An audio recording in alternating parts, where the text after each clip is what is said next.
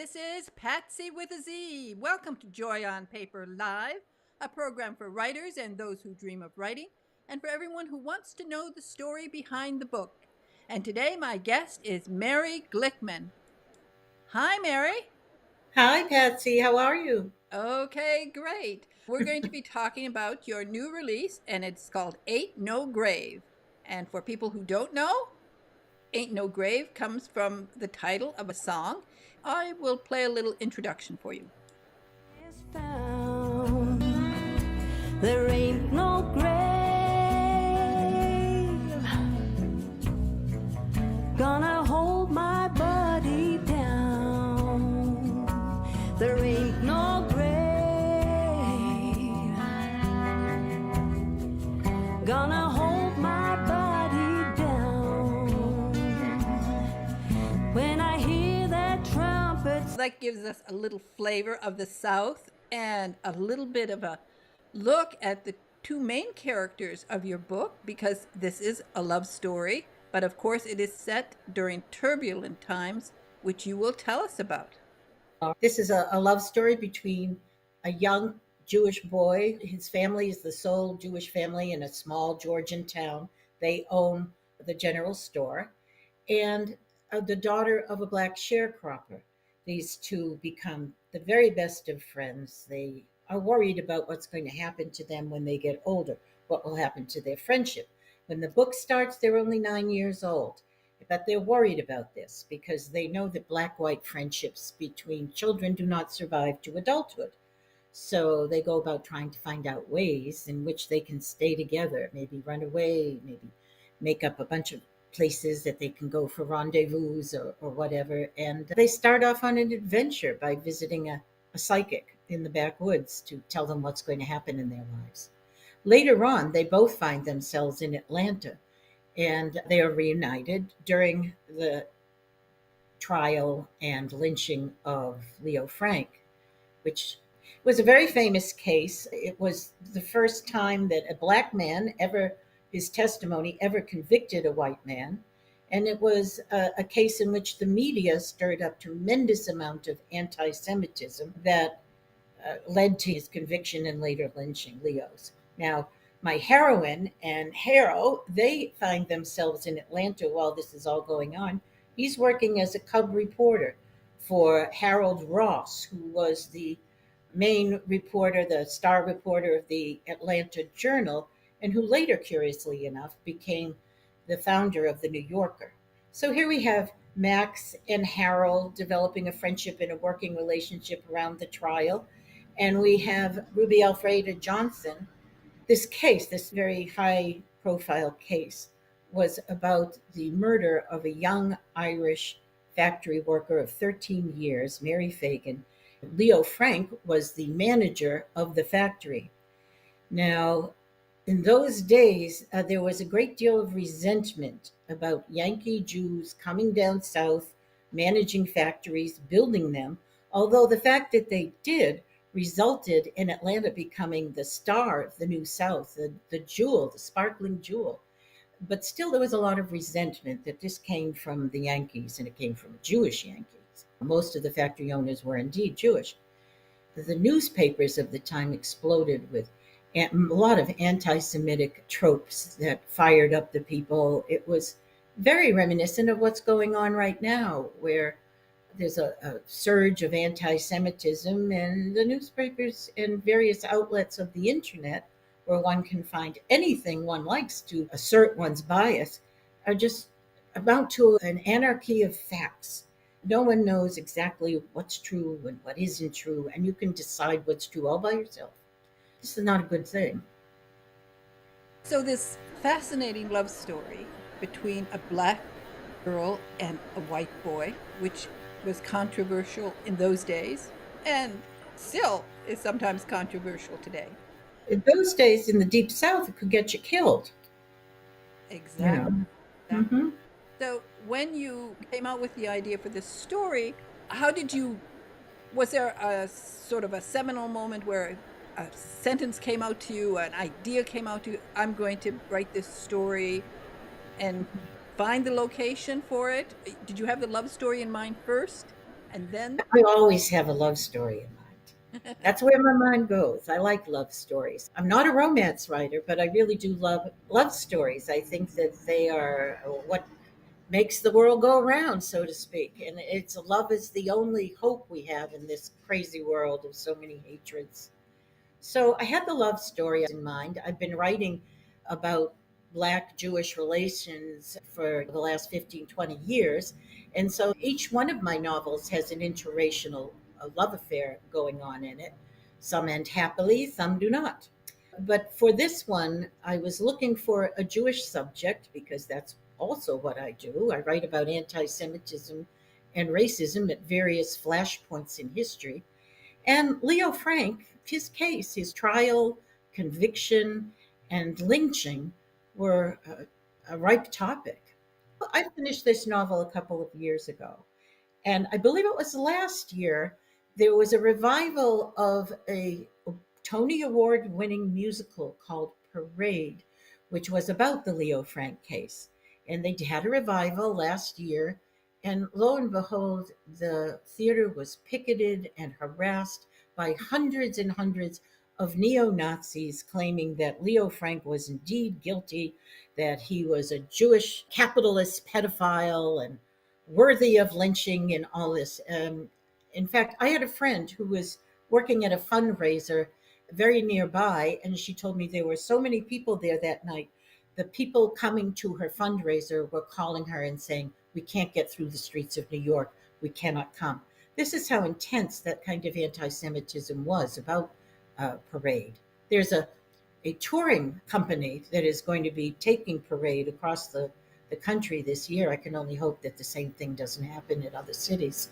let's take a step back. Explain for a moment Leo Franks. This is over 100 years ago now. It's 2024. He was arrested in 1913, so it's over 100 years ago.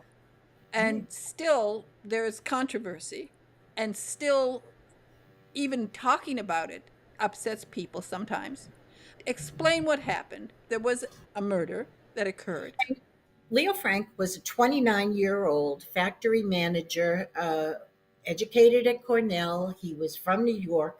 He was sent to Atlanta to manage the National Pencil Factory, which he did, and which he did very, very studiously. He was not an exciting person at all. He was a member of his temple, a past president of B'nai B'rith. One would look at him and think model citizen. But when a 13-year-old child laborer was found murdered and probably sexually molested in the basement of his factory, before you knew it, Leo was arrested. Now, why was Leo arrested? There were other candidates that would be much more likely. In fact, the chief witness against him, a man named James Conley, who was the janitor of the factory, turned out to be indeed the real murderer. He confessed to three people, he confessed to his attorney, and there was a witness who saw him holding the body of the girl. But this fellow was only 14 and he did not come forward until 1985. So in 1985, Leo Frank was posthumously declared innocent after this whole abundance of evidence. In the meantime, it remains one of the most stark and dramatic incidences of anti Semitism in this country. I can only think of the Baltimore massacre that was any more virulent and hateful. And this was a whole community filled with anti Semitism. It wasn't one nutso guy with a gun. Meanwhile, during this time, Southern Jews thought that they were doing pretty good. They didn't experience a whole lot of anti-Semitism, not the violent kind anyway, up until then. So it was a big shock to them. Many Jews left Georgia after that incident. Now, of course, a murder of a young girl is sensational at all Right. times. All by In this itself. case, it really became very sensational. We had some really hot reporters that wanted to grab onto this story as they do today. At the time, there were numerous newspapers in the city of Atlanta. One of them was the Georgian, that had recently been purchased by William Randolph Hearst.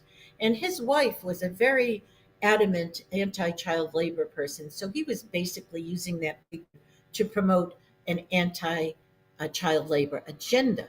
Now, child labor itself was people loved all the goods and housing and all that sort of thing that the factories produced, that child labor was a major part of contributing to.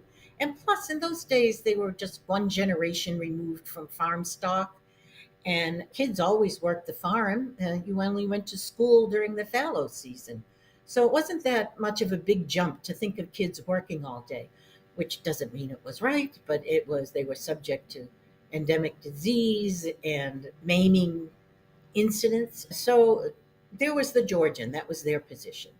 There was the Atlanta Constitution and the Atlanta Journal, who were just scrambling in competition for every little nugget of information they could get. And then, of course, since it was the era of yellow journalism, it was all dramatized, over dramatized, big headlines and photographs and 8 editions a day coming out, in which most of the information was based on rumor and fantasy. Then they had some very anti Semitic newspapers. For example, Tom Watson's The Jeffersonian was vile. He had headlines that read things like, "Rich Jews of Atlanta protect Leo Frank, the molesting murderer." Things like that were just designed to inflame people against the Jewish community, which it did pretty well. Now, eventually, this case turned into a internationally famous case, and people from all over, from Chicago, from New York, from Boston, from Kentucky, from Europe, came to report on the trial, and a media sensation. And now we have cable news and we have breaking news all the time. But in those days, they had little boys standing on street corners yelling extra. They were on every street corner. They And that's were. why there were so many editions of a newspaper to Mhm. grab readers. But what happened was every one of these outlets had their own view and their own bias they wished to confirm with their reporting. What you basically had was an anarchy of facts. Everyone contradicted each other. No one quite knew where the truth lay, unless in their heart that's where they wanted it to lay. You're talking about cable news today. And It's it's the same thing. not just cable news. We have all these little outlets on the internet. There are millions of them. And if you say you hate Jews, you can find a million sites where you can get supposed information to fuel your hatred. So it's pretty much the same thing on a much grander scale. It's terrifying. One of your main characters, of course, is Max Sassaport. How old is he at this point? So now he's in Atlanta, He's 16 16, years. 17. He's not a whole lot younger than Harold Ross, his boss, who was a star reporter. But Ross had probably worked at 8 different major city newspapers by that time, even though he was only in his early 20s. Isn't it funny when you think about it? These guys, we don't have reporters who are that age. Harold Ross was working for the Atlanta Journal, one of the Mhm. big newspapers at the time. And He was then a star reporter. he was a star reporter, absolutely. Mhm. How did Max get a job with him?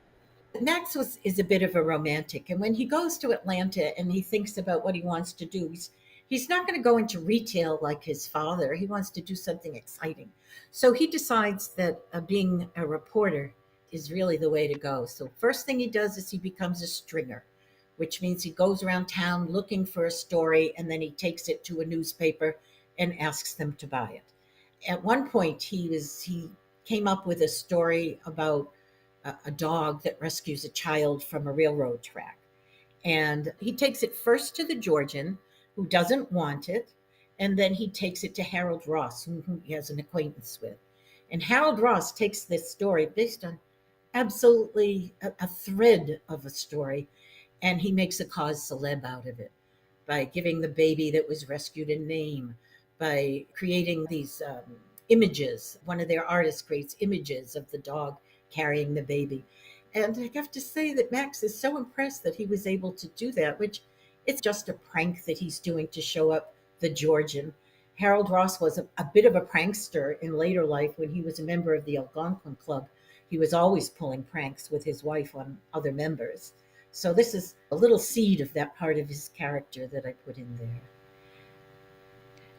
Okay, so we have Max now working with Harold Ross. Right. After all of these years not seeing each other, how does Ruby come back into Max's life? As I said, I don't know if I said this yet, but she is working at the National Pencil Factory where the murder occurred. She happens to be, by coincidence, a good friend of Harold Ross, and she is one of his informants. She picks up whatever gossip she can and gives it to him. He had actually saved her from a dire experience earlier in the novel, and she and Harold are quite close. He's in love with her, but is not. She's not of a mind to love anyone, let alone Harold Ross. At any rate, she's working at the factory, and when the murder occurs, Harold goes to Max and picks him up. He says, "I want you to go over to the morgue where they're keeping the body and hang out there while I go do some interviews, find out whatever you can." And when Harold came back from his secret interview, he tells Max, "Oh, I want you to go meet my friend Ruby over at the National Pencil Factory. Just stand at the entrance, ask somebody for her, and you'll get her. And I need to hear what she has to say about all this, but I can't do it myself now." So that's how he happens to get back in touch with Ruby. It's a big shock to him, a big shock to her. But of course, love springs eternal, and the two of them find themselves as loving and affectionate and as soulmatey as they ever were. And thus begins a new phase of their relationship. At this point, the story goes more into the trial. You had to do a lot of research for this. But thankfully, Steve Oney, whose prize winning And the Dead Shall Rise, a nonfiction account of the Leo Frank case, is so exhaustive. It's 700 pages long. It is a phenomenal achievement. And once I found that book, I pretty much settled into it. I had done a lot of research about other aspects of the case, but when I wanted hard facts about the case, I went to Steve Oney. It's a fantastic book. And it's entertaining. It's not dry reportage. It's quite an entertaining and brilliant read. And he takes us to that trial and he makes it come alive. What did you find the most surprising as you were getting into this trial? I don't know if it's surprising, but I found fascinating, obviously, the way the media treated the case, and the way the people of Atlanta they were all on fire about it. It might as well have been the finale of the Game of Thrones, that trial. They stacked the streets. They put ladders against the courtroom windows from the outside so they could see what was going on. It was when the verdict came down of guilty, it was as if the Celtics had brought home another tournament win. The streets were crowded with people. They carried the prosecutor on their shoulders through the town and later elected him twice as governor of the state. No one seemed to think that the case was wrong or had been decided wrong or that the lynching was a terrible thing. They thought it was a great thing. They thought they had achieved justice. They thought they had restored moral clarity to the land. And that's what's pretty amazing, was how right these people were convinced they were. Where is Ruby? What's she doing in Atlanta? How did she get there? Start the story, and they are trying to think of ways to stay together, stay in touch. Of course, it doesn't work out. They're kids and they're separated, and all their hopes and dreams of being together seem and broken, although they had never left each other's minds in the 7 years that intervene. Ruby finds the need to run away from home for other reasons, and she has been told by many that her fortune could be found in Atlanta, that Atlanta is a paradise of job opportunity. During the Civil War, as we all know, Atlanta was burned to the ground, much as the South was. How did it get rebuilt? How did it build up to a modern city and all of that? What happened was Yankee factory owners established factories in Atlanta and created a modern industrial city. This was a model city. It was the star of the South. They were rich. They had plenty of population there to work. They had all kinds of goods that were being produced cheaply for people. It was a real revolution. Of course, the pencil factory was a major factory for Atlanta. Using child labor was not Leo Frank's idea. It was across the board. It was a social issue. It was some people thought it should be abolished. Other people said no, we need it. Kids have been working on farms from dawn to dusk forever, so why can't they sit in a factory? People appreciated the financial boom of the factories. They were unsure that whether or not they wanted them to go away. But the one thing they were sure of was it was those Yankee Jew managers and factory owners that came down south that were afflicting their lives. They considered it an affliction because there were epidemics in factories, children would get sick. There were maiming accidents in the factories. It wasn't a pleasant life. There were problems. And these were exploited by the people who wanted to hang Leo Frank. Most factories weren't owned by Jews. There were a lot of them that were, Not or they were unusual. managed by them. Hmm. Jews who came from New York, they were used to setting up factories. That's true. Then they also, it wasn't until, I've forgotten now, and I have it in my notes somewhere, but the laws about child labor were not clarified for many years after. Forget when it, oh, geez, I feel bad I don't have that figure in my head right now. But it was surprising to me how long child labor was allowed. Even today, there are still categories of child labor that are considered okay. Child actors, for example, although their hours and schooling is all very controlled. I have been writing about the South for a very long time, so there was a lot of general knowledge I already had. I did check out some books about Black Jewish relations during the Leo Frank case and afterwards, and how it affected them. There's one side that says after Leo Frank, Jews were more, uh, uh, oh, I don't know what the word would be, were more convivial with the idea of making associations and partnerships with Blacks in terms of improving the condition of anti Semitism and racism that held sway in the society. As we all know, during the civil rights era, Jews and Blacks fought side by side. But now, not so much. Now, there's a lot of alienation that goes on between Blacks and Jews. One of the dreams of Ruby and Max as their relationship matures and as they're back together again is they have this idea that if they can only get to Chicago, they can get married because interracial marriages were legal in Illinois. That's one of their main motivating factors of a lot of the things that happen in the story. They're trying to get to Chicago, trying to get the money together to go to Chicago.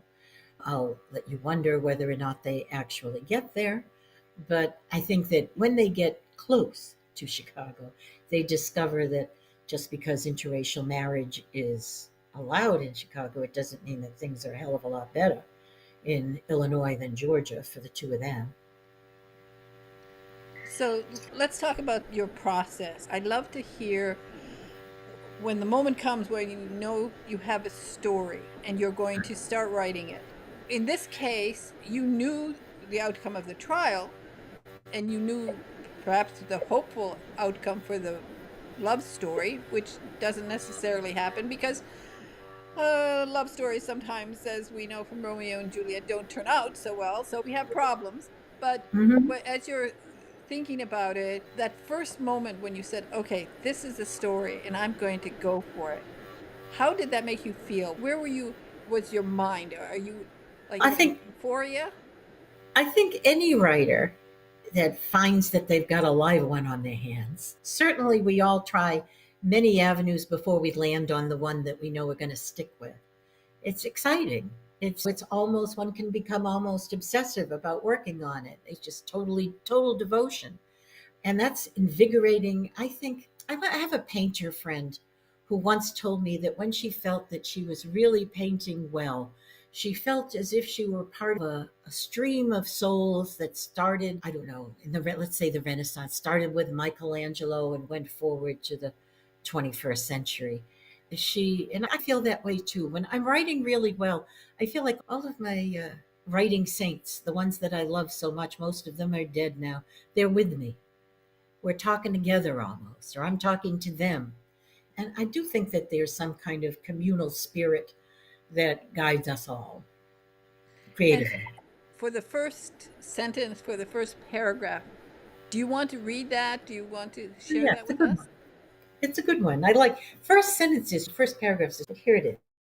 Here we go. Heard County, Georgia, 1906. There were many things 9-year old Maxwell Isidore Sassaport would never have done if it weren't for the influence of his best friend, Ruby Alfreda Johnson. Among them, visiting a witch woman in the most isolated territory of the backwoods. Max was a good boy, loving and obedient.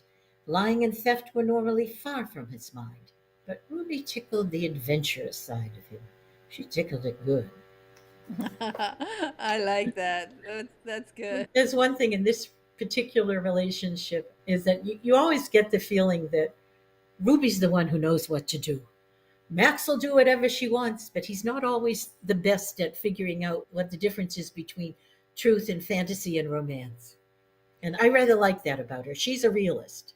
She's a She's well realist. born as a black sharecropper's daughter in the deep South, and in the early part of that century. She had to be a realist. You're right. He follows her because she decides they're going to go on this adventure, which is a big thing for a kid to go Yeah, see somebody yeah. who every small town I think has somebody like that whose house one is told don't go there. So in this case, here we have Ruby and she says, "Let's go to the." They're very concerned about when the society, their parents, are going to break them up and decide they're too old now to be hanging out together. They should know better than that. And they're very afraid that it's going to happen when they're unaware and they have no plan, they have no schedules of rendezvous places, or they talk about running away too. And there is this witch woman, the Oracle of Heard County, a woman who actually lived, Mahaley Lancaster. She lives a little further in the backwoods than the town that Max and Ruby come from. So they decide they're going to go there and get their fortunes read and find out what's going to happen to their friendship. Now, this woman had a glass eye. She would paint an eyeball on a marble and stick it in the socket, or she wore an eye patch. She was very eccentric, to say the least. But what she charged for her services was $1 and a dime, $1 for her and a dime for her dogs. And Ruby tells Max at one point, "Let's go now. You get the dollar and I'll get the dime." And Max says, "Why do I have to get a whole dollar?" And she says, "You think my mama has $1 anywhere in her possession?" And this is the sort of dichotomy of their stature in the society that affects all of their life. Then anyway, they steal from their parents and they go to see Mahaley Lancaster. And Well, and there we have a big full story about her as they visit her. But she was a real person, and as you said, there's a book written about her. there was a book written about her. There was a movie in which she played a major role. It starred Johnny Cash, and June Carter played her. And it was called, I think, Murder in Catawba County, which was a murder that happened in the 40s, 30 years after the story that I'm talking about. And there was a man who had murdered one of his workers on a farm and thrown his body down a well. The police had no idea where this fellow had disappeared, that they really, I forget, they had some evidence that this other guy had killed him. And so they, out of despair, they went to Mahaley and asked her to help them with the case. And right away, she knew what had happened. She knew the body was in a well. She knew other facts of the case, and so she wound up on the stand, and she convicted the guy. Actually, her testimony convicted the guy, Well, and that was a real story. it's always exciting when you have a really colorful character to play off. So what Yeah, was her relationship in the Leo Frank trial? she was a lawyer. She studied for the law, and among many things that she was, one of them was a lawyer. Of course, in those days there was no bar. It's not like she had to pass a bar exam, but she studied enough law to hang a shingle. And she always bragged that she was part of the Leo Frank case. And although there's no official notation of her participation in any record, it's unclear whether or not she was being a braggart. I don't think she was, because I think the information must have been suppressed, because she was a very religious woman. I don't think she'd tell lies like that. She was very truthful. So who knows what she did, but I thought, hey, I can use her as a character and I can use her as part of Leo Frank's defense. Although she falls out with his main defense attorneys, Rosser and Arnold, and early on in the case, and she disagrees with them about some aspect and leaves Atlanta to go back to the backwoods. But meanwhile, she runs into Max and Ruby again, and they run into each other throughout the course of the book, either back And home or in the city. okay, for Harold Ross, this case, and for many other reporters too, but for Harold Ross particularly, this case was sensational and helped propel him further and further.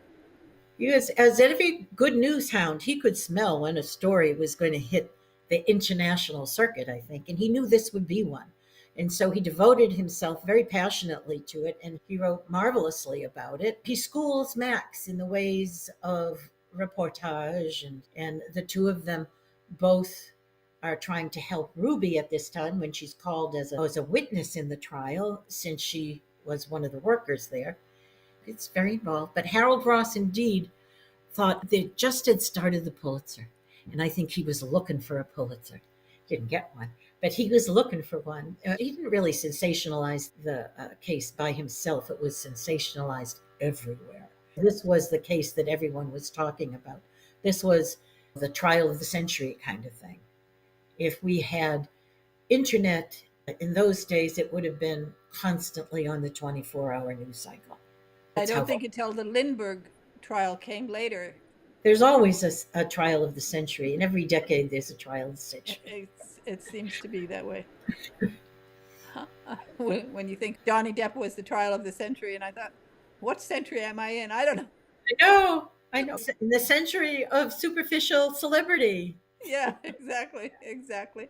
How did you know at which point that was the end? That last page, how does it come to you? I needed to bring everyone full circle. I needed to have a real ending.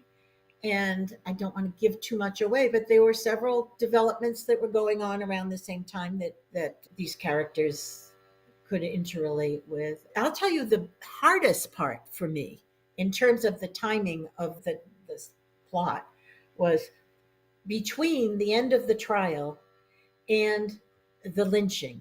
I had to figure out there were 2 years. I had to figure out what to do with my people for 2 years that wouldn't take the story too far away from any of its major concerns. And that was a challenge, but I think I handled it all. Yes, because it was a trial, and then he was in jail, and then there were appeals. Exactly. It went to the Supreme Court, but there were appeals, and then the Governor Slayton, commuted his death sentence, which is probably the match to the tinderbox that would cause his lynching. When Slayton commuted his sentence to life, because he knew from looking at all the evidence, just as everyone else did, that Leo Frank was not truly guilty, he did what he could. He commuted the sentence. This led to himself, the governor, being in terrible personal danger. He was burned in effigy in Georgia. When his term was up, he left the country for a good long time before he felt safe to come back. But after he commuted Frank's sentence, Frank was moved for his own safety from the Atlanta Tower to the Midgeville prison, which was a small prison in the work farm in the backwoods. It was a couple of hours away by car from Marietta, which is where he was lynched. He was taken from the jail by 28 people. He was taken to Marietta, which is where the victim, Mary Fagan, had been born, and her extended family lived there. And he was hung in a close proximity to her grave. And what was One of the things about his lynching was that some of the big names in Atlanta, in Georgia, were either supported it or were there or visited the site directly after. Yeah, It's very disturbing to see the leaders of your community, and not just the rabble, not just the angry rabble, but the leaders of your community supporting this sort of effort, supporting this tragic crime. it's a dramatic book. It's fascinating. The love story is touching. I love the opening of the book. I love when they're young. I think it's so beautifully written. Of course, I admire your writing I and do. and By the Rivers of Babylon, which you wrote the years ago. This pandemic sort of everything got mushed up time Uh, wise. I don't know sometimes what year it is, but oh, I understand. Open Road Integrated Media published By the Rivers of Babylon in February of 23. At the time, I said, oh, I really wanted them to publish this one first. This was right around the time of all that trouble with the riots or demonstrations outside of the theater for parade. And I thought, oh, people will know what we're talking about. But it's a good time to come out because I think people are thinking about truth and about facts, and we're seeing all of this sort of play out before our very eyes as we are given misinformation, disinformation. I don't know what all they're calling everything. So now people can look back at the Leo Frank's trial and say, yeah, what was disinformation there? What was fake news? So I think we can look at it with a different level of introspection of ourselves too, saying, what do we believe? as we all know, there has been what appears to be a decrease in critical thinking in this country. I think it started when school children were taught that everyone's truth was valid, so that there was no right, there was no wrong. These sort of attitudes, I think, have affected what we believe. And there's a difference between believing something, choosing to believe it, and having a basis to believe it. And I think that critical thinking is essential to finding out what truth is. And it's a lost skill. I really do think so. And as an author, that's what you're trying to do. You try to put things in perspective, to look Yeah. at things with an honest eye, an open eye to the situation and to the characters. As I'm talking, and I know Max and Ruby are not real, but Max and Ruby are real. They're pretty Happens, real to me. I was going to say this, and this happens whenever you read a book that is well written. In my head, they are real. I know Max and I know Ruby and I know that story. And I think partly it comes because that opening is so very good. It's just so well written. And we really care. And that's the most important thing when you write a book. You want people to care about your characters. You have to care yourself about them. I've read that a lot of authors right now are writing according to algorithm, according to, well, the climax must happen on page blah blah, and the characters should have these qualities and those qualities. And the algorithms are based upon what sells, what's popular. So you have authors, I think, writing according to this formula, and if I may be so bold, there's something missing from their work. The spark of life in a creative work only comes from being devoted to your subject. Recently, somebody wanted me to review a book. The whole idea is that there's an arc that on page 20 you have to have this, and on page Yeah. 40, and Way. there are new, you can't, and it's so funny You because can't write anything that's going to actually live and breathe that way. You exactly, have to take a character and you have to understand them and know them and then put them through their paces. And it takes however long it takes for the climax to come. this morning I was reading James Joyce Ulysses. It was a particularly lovely morning and I was outside, and for some reason I wanted to read it. Maybe I was thinking of Ireland and everything was very green out there, and I would just love somebody to have given him this book about arcs. Um, Okay, James, you have to, on page 20, you have to get a high point and then go down on page 35. And then when you get to I think page he would have 50, get slammed up the to, door on you. I mean, can you Yeah, I imagine? know.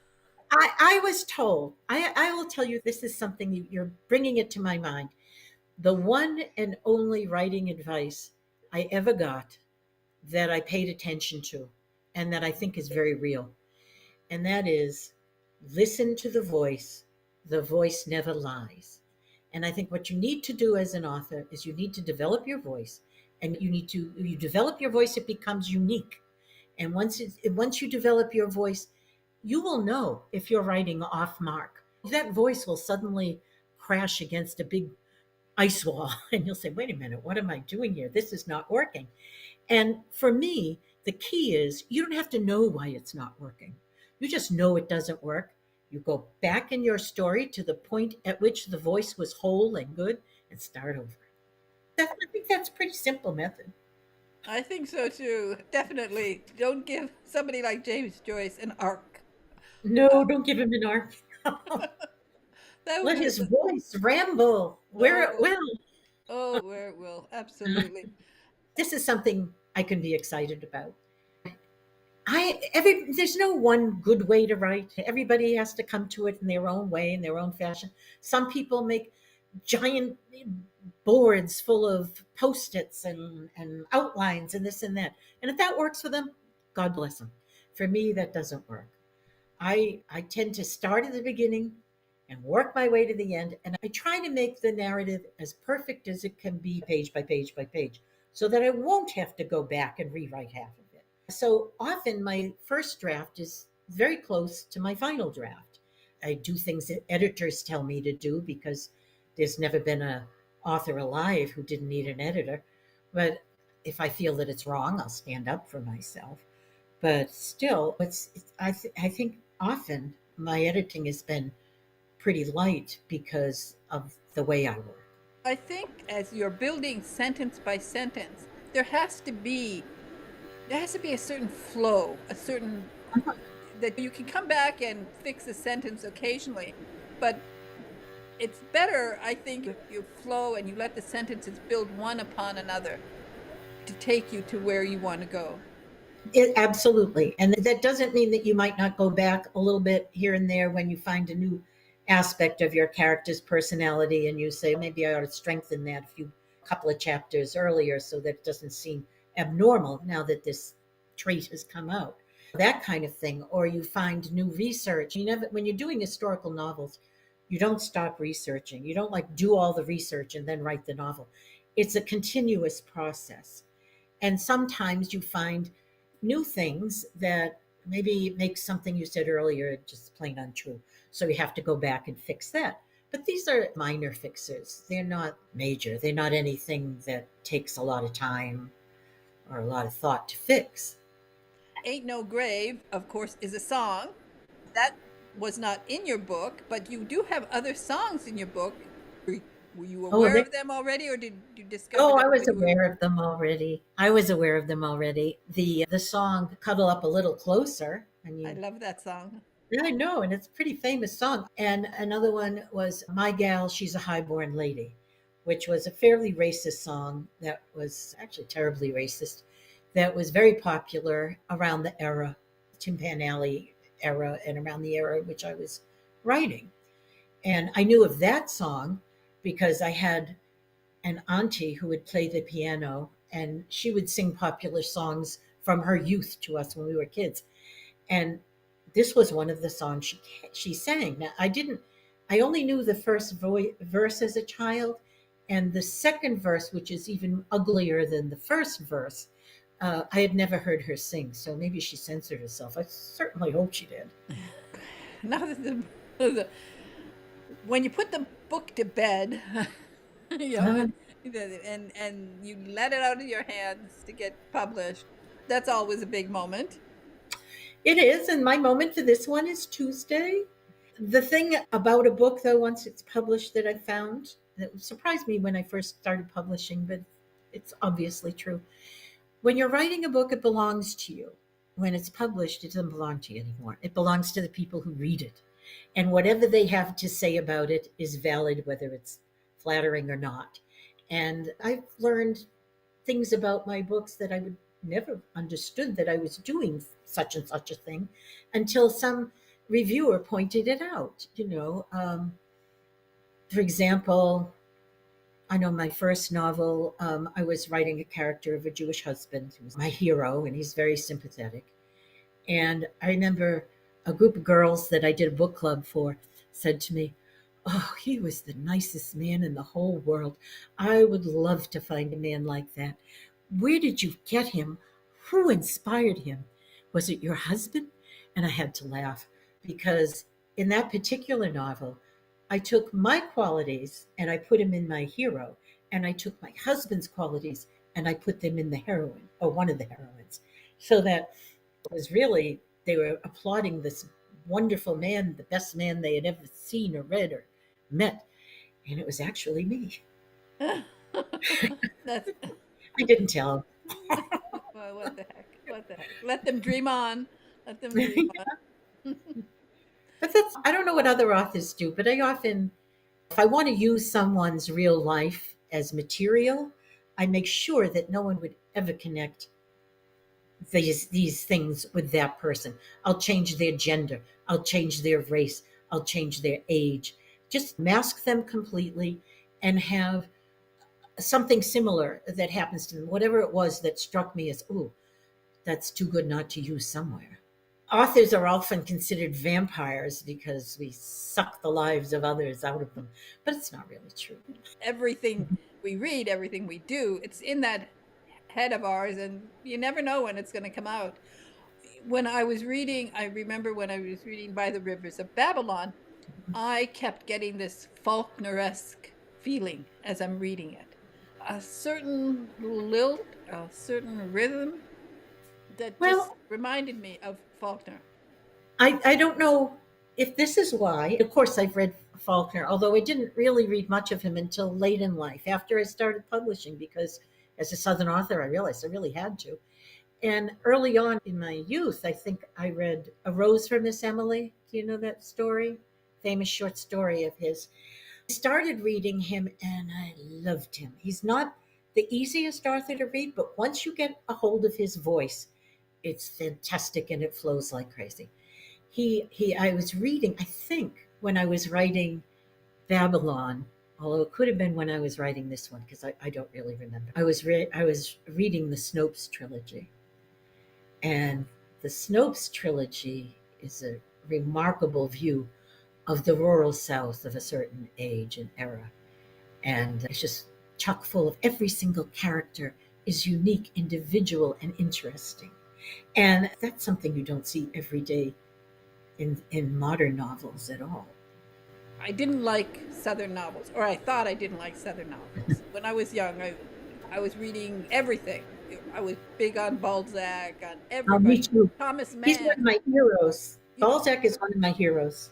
But I looked down on Southern writers, and then I read Thomas Wolfe, You Can't Go Home Again, and an amazing book. And then after that, I started looking at Southern writers, and Faulkner, wow, his writing just was incredible for me. Yeah. The first novel of his I read, and I'm trying to remember the name of it. It was after I had written One More River, and a reviewer told me it reminded her of Faulkner. I said, geez, I better read Faulkner. And there's one, it's two novellas. There's one with the Great Flood of Mississippi occurs in his story. Wild Palms, maybe it is. It's about a man who is required to take a woman through the flooded area of the Mississippi to a certain destination. Mississippi to a certain destination. And that just opened up the Faulkner world for me. I adored that book. Now, you think of yourself as a Southerner now that you have been living in the South for many years. Oh, I am 100% reconstructed.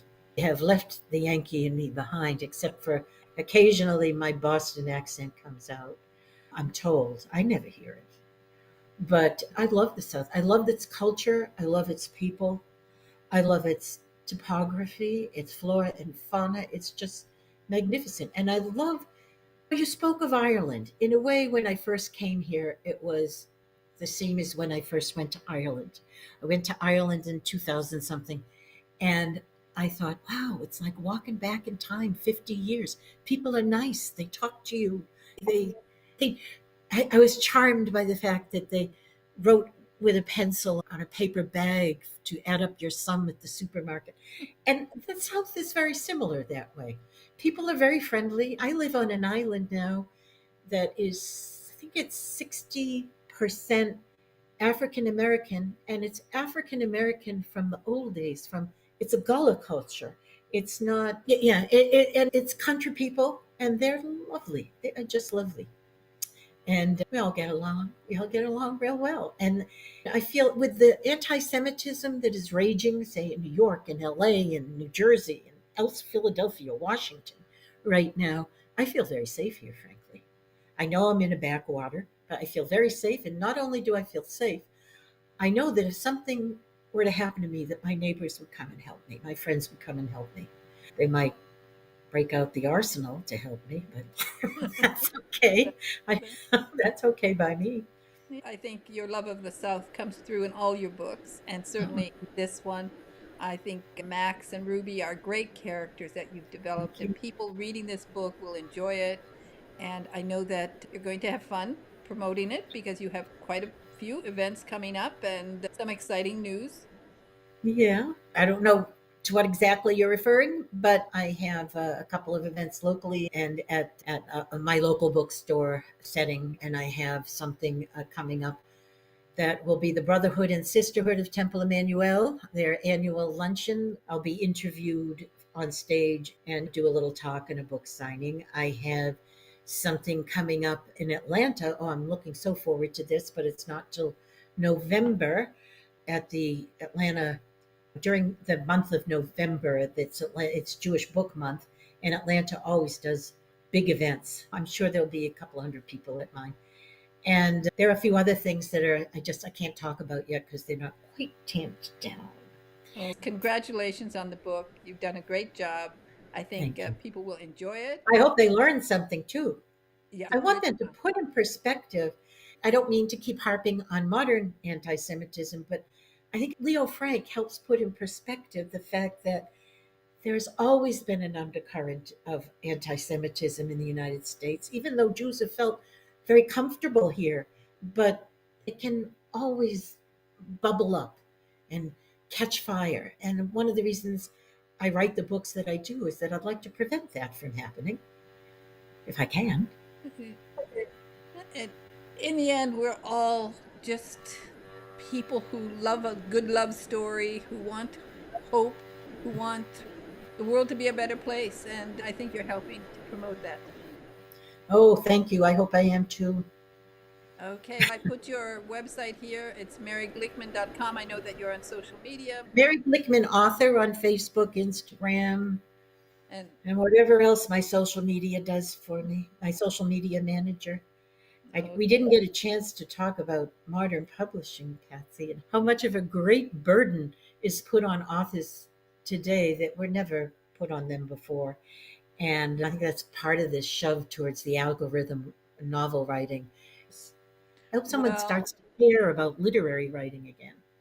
but one thing I would like to tell people, please, when you get this book, do a review because we're talking about Al, this guy who lives in some little place and floats along on the river of Amazon. Just do a review.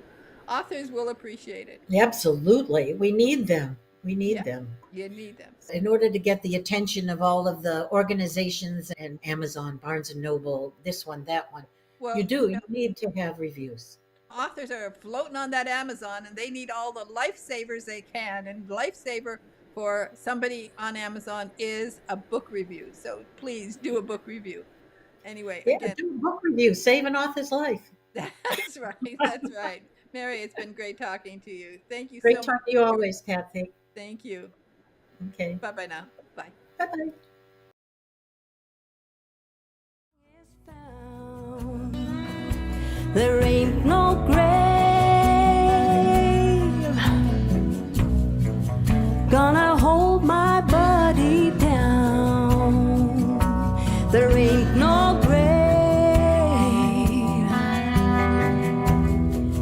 gonna hold my body down. When I hear that trumpet sound, I'm gonna rise up out of the ground. There ain't no grave, no, gonna hold my body down.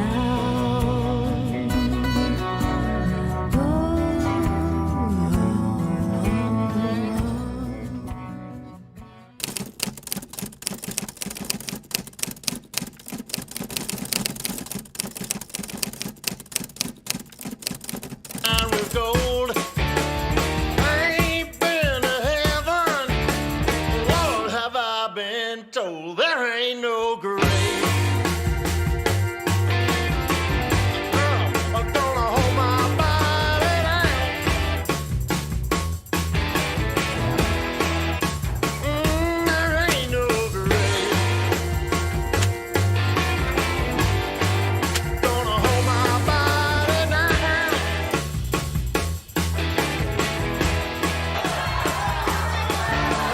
Meet me in the air, Jesus. Won't you meet me in the middle of the air? If I lose my wings on the way, won't you give me just one more pair? There ain't no grave.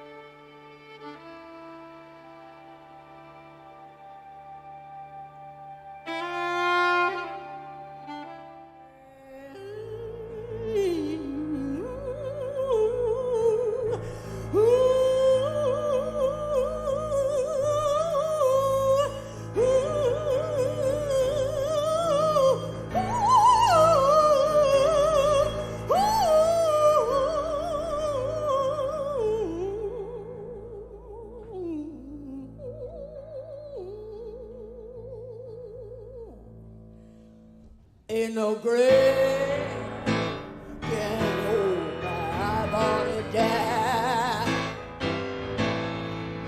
Ain't no grave can hold my body down.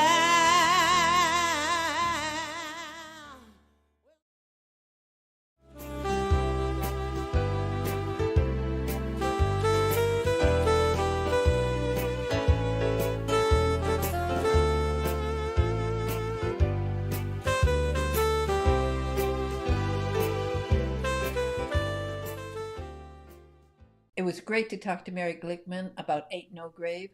I hope you'll get her book, and I hope you enjoyed the video we made for her.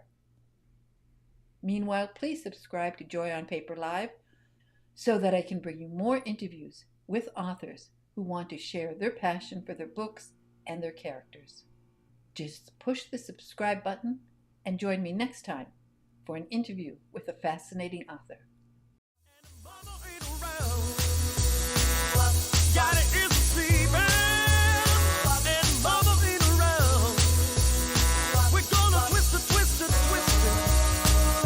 Turn the house down.